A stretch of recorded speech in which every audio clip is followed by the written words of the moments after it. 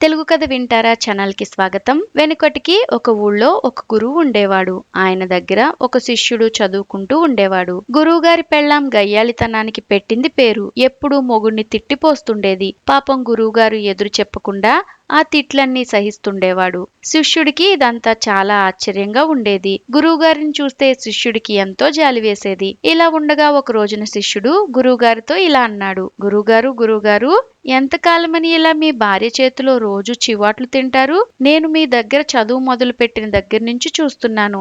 ఆమె గారి తిట్లు ఆ రోజుకి మితిమీరిపోతూ ఉన్నాయి. మరి కొన్నాళ్లు గడిస్తే చేయి కూడా చేసుకుంటారేమో. అంతవరకు రాకముందే మరో పెళ్లి చేసుకుని సుఖంగా ఉండకూడదా అని. అప్పుడు గురువుగారు ఇలా అన్నారు. ఒరేయ్, నువ్వు చెప్పింది బాగానే ఉంది, కానీ నాకిప్పటికే 3 వంతుల జీవితం గడిచిపోయింది. ఇంకెన్నాళ్ళు బ్రతుకుతాను? ఈ భాగ్యానికి మరో పెళ్లి చేసుకోవడం దేనికి?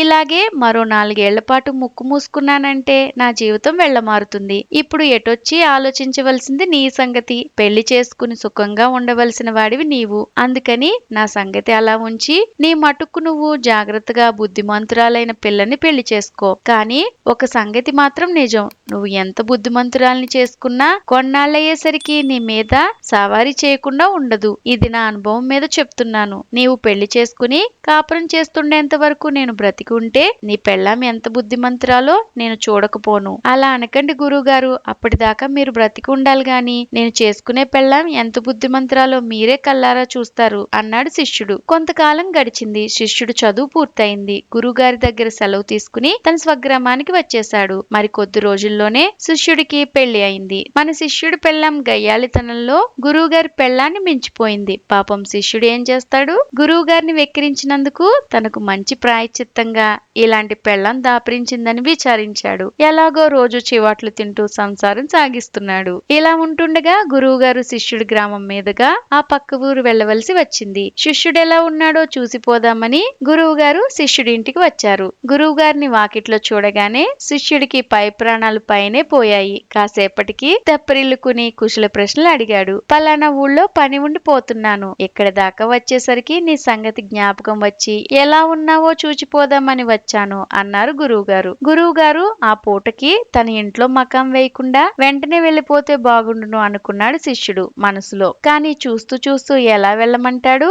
అందుకని తనకి ఇష్టం లేకపోయినా ఈ పూటకి ఇక్కడే ఉండి భోంచేసి సాయంత్రం వెళ్దురుగాని అన్నాడు శిష్యుడు. సరే అన్నారు గురువుగారు. అప్పుడు శిష్యుడికి పెద్ద దిగులు పట్టుకున్నది. నా పెళ్ళాం నన్ను రోజులాగా ఇవాళ కూడా చెడామడా తిట్టిపోస్తుందిగా మళ్ళా గురువుగారిని వెక్కిరించిన నా బతుకు ఆయన ముందరే బయటపడుతుందేమో అని. ఇప్పుడే వస్తాను, కూర్చోండి అని దొడ్లో అంట్లు తోముతున్న పెళ్ళాం దగ్గరికి వెళ్లి, ఏమే, మా గురువుగారు వచ్చారు. ఈ పూటకి మన ఇంట్లోనే భోంచేస్తారు. సాయంత్రానికి ఆయన దారిన ఆయన వెళ్ళిపోతారు. ఈ ఒక్కరోజు మాత్రం ఆయన వెళ్ళిపోయేదాకా నన్ను రోజులాగా తిట్టిపోయేబోకు. నా బ్రతుకు నవ్వుల పాలవుతుంది అని బ్రతిమలాడుకున్నాడు. అప్పటి శిష్యుడి మొహం చూసేసరికి ఆమెకు జాలి వేసింది. అలాగే కానివ్వు, నీ ఇష్టం వచ్చినట్లు వాగావంటే నీ పరువు దక్కదు. 100 తప్పుల వరకు మాత్రమే నిన్ను నేను క్షమించి ఊరుకుంటాను. ఆ పైన ఒక్క తప్పు చేసావంటే నేను ఊరుకోను అన్నది పెళ్ళాం. సరే, 100 తప్పులకు సెలవిస్తే ఇంకేం కావాలి అన్నాడు శిష్యుడు. తిరిగి గురువుగారి దగ్గరికి వచ్చి కూర్చుని మాట్లాడుతున్నాడు.